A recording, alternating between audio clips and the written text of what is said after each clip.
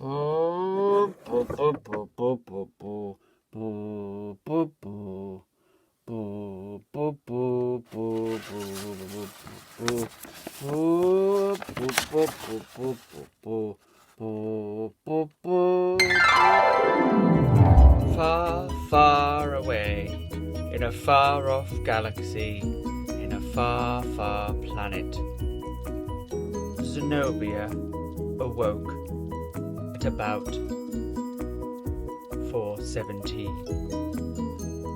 and she thought to herself, I am so excited about today. Anything could happen. And then Zenobia raised her arms above her head, stretched and shivered. It was a few moments before she realized that the shivering was not coming from her. There was a deep rumble from outside. And then Zenobia opened her eyes and saw a big purple person walking towards her. Ah, it was Ribena, the big purple goat herder. Zenobia, I need your help. There's a goat here choking on a papaya. And then So Zenobia came to the goat herd and said, Oh, Ribena, how can I help? What can I do? Well, Zenobia, 'cause I'm big and purple, I'm a bit clumsy, and when I pour the Ribena in the goat's ears to stop him choking, I miss and it goes in his mouth and he hates it. What he wants is 2-year-old Christmas pudding. But have you got a 2-year-old Christmas pudding? No, but I saw you had in the top of your stocking. Oh, yeah. Here it is. Jewel-topped, free from. Oh, that'd be perfect. It'd make him so happy. So that's what Ribena did. Nah, said Ribena the goat, who was delighted to see its favourite Christmas pudding.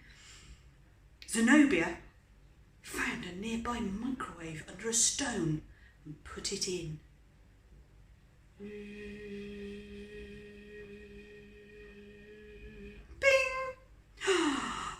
Oh, the smell of delicious Christmas pudding wafted out of the microwave, but it was awful.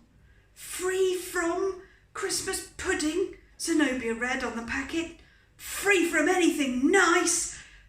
That witch Veruca must be behind this. And then when all of a sudden a rip-roaring sneeze smashed the building to smithereens. And as the raspberry smoke cleared, guess who was standing there? That's right, it was Veruca, that nasty witch, in front of a spaceship the shape of a broad bean. Hello, my pretties, she said. Come with me, the universe is full of many marvels. So, Zenobia was kind of tired. The sun was going down. All her clothes were wet. And she kind of felt like going back home and putting on the kettle and yeah, like warming up, drinking something nice, one of those like nice yogi tea that she loves to buy and drink. But she was in the middle of the jungle and that was not possible. At least not possible for the perception of the world she had. Maybe if she looked a bit deeper within herself, maybe things could have been different. So she kept walking and she arrived. Zenobia wandered on through the woods, confused, tired, and oddly damp. And it dawned upon her that moment that she was lost, not only in space, not only in time, but also in terms of narrative consistency. But as she wandered on, desperately wanting to go home, she happened upon a strange symbol that was part of a clearing. It appeared to be an odd portal with some sort of purple horn. It's very familiar. It reminded her of someone she encountered long ago. So she knocked upon the door.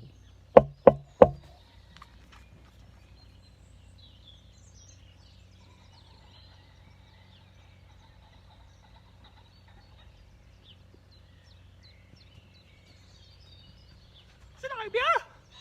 Is that you? Zenobia! We've been worried sick. How could you do this to us?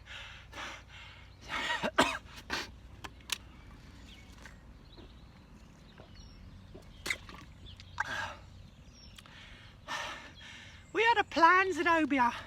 We're developing backstory. We had a whole arc for your character development. And you just wander off like this. How are we supposed to shoot this? I mean, look. It's all right, babe. I know you struggle with your memory sometimes. So come back in and have a nice cup of tea, yeah? Look, Veruca's waiting. Look, look. Come in. Yeah, come on.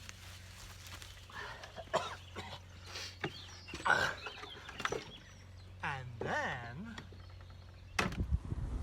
Zenobia emerged from the portal, back in her old back garden, with that old familiar statue of her dad, naked, just as he'd always liked to be in the garden.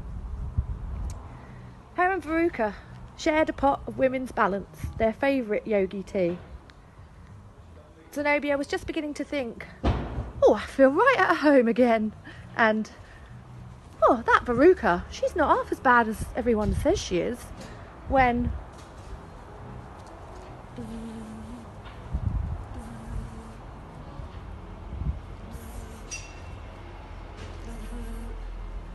Bumblebee, the humblebee, started buzzing around their teacup.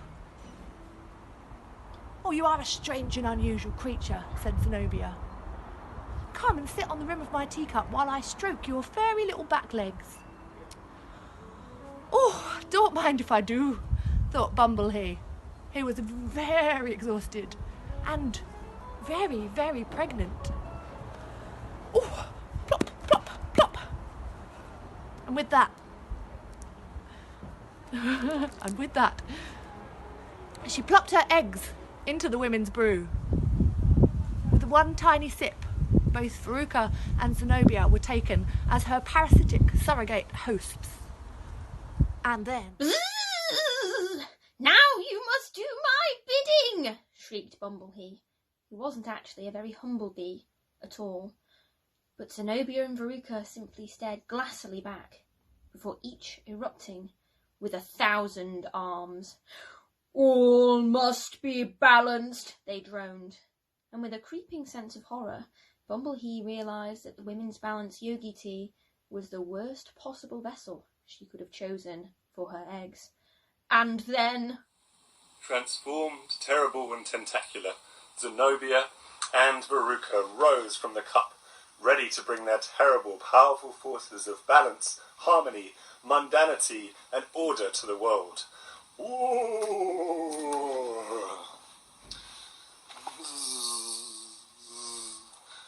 A distraught Bumblebee came to rest on the cup. This was never what she had intended, and now she felt that she had herself unleashed upon the world something that would damage the very thing that she loved about it. Saddened and concerned, she flew away. Now, dear viewer, we may be tempted to believe that all was lost, that these unbelievably powerful forces would do their work upon the world and ruin all of the wonderful, strange and peculiar things about it. But at this special time, if If we keep an eye on the Yogi Cup, we may find some hope.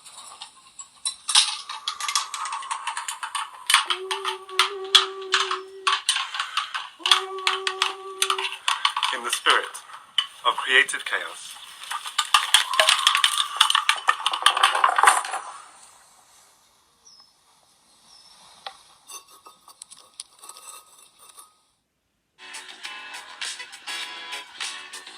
the spirit of creative chaos danced around the room in a ballet of ideas and concepts.